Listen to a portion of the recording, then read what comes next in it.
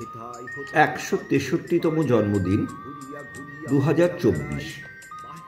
জন্ম আমার বেশ মনে পড়ে সালে অনেক কথা, 25শে বৈশাখ। অবশ্যই ছোটবেলার কথা, আমার শৈশবের কথা।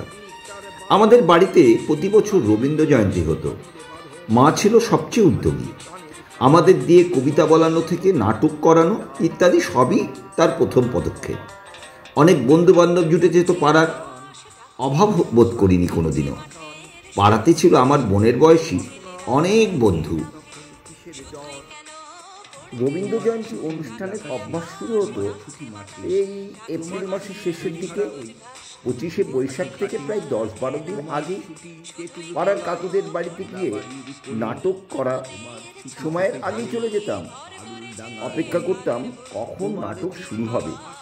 নাটকের পড়া মুখস্থ হতো তাড়াতাড়ি, যেটা নিজের পাঠ্য বইয়ের জন্য ছিল অস্বস্তি। মা বলতেন, পড়াটা যদি এভাবে মুখস্থ করতিস তাহলে আমার বলার কিছুই থাকতো না। পাশের পড়া যেভাবে করতে হয় ব্যাস সেটুকুই করলেই চলবে, কিন্তু নাটক থেকে যদি বাদ পড়ি তাহলে তো গন্ডগোল। অবশ্য চরিত্র মনে করো যেন বিদেশ ঘুরে মাকে নিয়ে যাচ্ছি অনেক দূরে। তুমি যাচ্ছ পালকিতে মা চড়ে, দরজা দুটো একটুকু ফাঁক করে। আমি যাচ্ছি রাঙা ঘোড়ার পরে, টকবকিয়ে তোমার পাশে পাশে। রাস্তা থেকে ঘোড়ার খুঁড়ে খুঁড়ে রাঙা ধুলোই মেয়ে গুড়িয়ে আসে। করছিস নাকি? না, এটা একাঙ্ক নাটক। বাড়িতে এসে আমি পুরো নাটকটাই ঝরঝর করে বলে দিতে পারতুম, সবার অভিনয়গুলো করে দেখাতুম। এই কটা দিন পড়ার কিছুটা হলেও ছাড় ছিল। 25শে বৈশাখ বলে কথা, আগের রাত্রি থেকে ছিল সাজো সাজো রব। ড্রেস কী হবে, কোন কাপড় পরব, কাপড়ের সাথে উপরে পোর্শনটা কি হবে, এইগুলো সমস্ত ভালো করে আমরা দেখে নিতাম। যদি মায়ের কাছে না জুটত, পাড়ার কাকিমাদের কাছে ছুটতাম শাড়ি জোগাড় করার জন্য। না পেরেই উৎকণ্ঠা, যেমন তেমন করে তো শাড়ি পরলে চলবে না, নাটকের ভাবই তো আসবে না। সেই সময় আমরা যেন এক একজন মহানায়ক, রবীন্দ্রনাথ যেন আমাদের পরিচালক।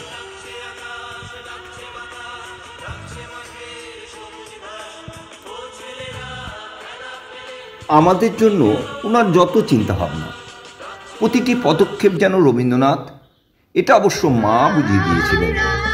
ওনার আদর্শে দাদা, আমি আর বোনের রবীন্দ্রনাথের খেলা। দাদার মধ্যে ভাব ছিল, প্রকাশিত হতো না। ওর যত কথা ছিল আমার সঙ্গে, ছোট্ট বোনের বন্ধুদের সাথে সঙ্গীদের হাত পাছড়ে নাচ করতে নিচের তলায় ছিল রবীন্দ্রনাথ। কি অন্ধকারে ভয়ে ভয়ে অনুষ্ঠান শেষে সবাই হাততালি দিয়ে প্রদীপ খানি। আমি ছিলাম বালো, আড়াল করে চলছিল সাবধানে। আমি ছিলাম ছাতে, তারাই ভরা চৈত্র মাসের রাতে। হঠাৎ মেয়ের কান্না শুনে উঠে দেখতে গেলেন ছুটে। সিঁড়ির মধ্যে যেতে যেতে প্রদীপটা তার নিভে গেছে বাতাসে। সুধাই তারে, কি হয়েছে বামি? সে কেঁদে কয়, নিচে থেকে হারিয়ে গেছি আমি। তারাই ভরা চৈত্র মাসের রাতে ফিরে গিয়ে ছাতে, মনে হলো আকাশ পানে চেয়ে আমার বামির মতো যেন নিকে এক মেয়ে। নীলাম্বরের আঁচলখানি ঘিরে দীপশিখাটি বাঁচিয়ে একা চলছে ধীরে ধীরে। নিত্য যদি আলো যদি হঠাৎ যেত থামি, আকাশ ভরে উঠত কেঁদে, হারিয়ে গেছি আমি।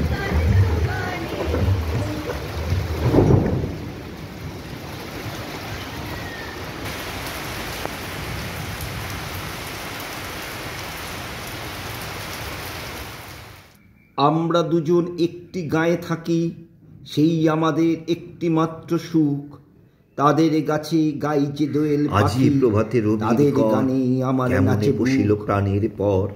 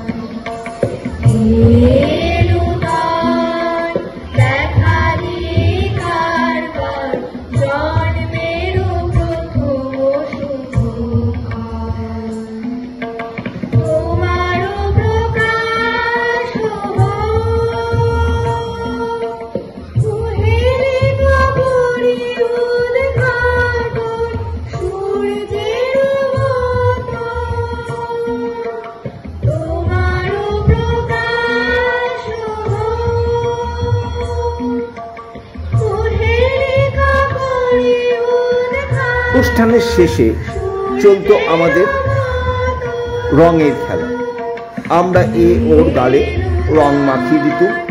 এটাই ছিল আমাদের একটা খুব আনন্দের। আমাদের যখন অনুষ্ঠান শেষ হয়ে যেত, শেষ হওয়ার পর আমরা সবাই মিলে রং খেলতাম।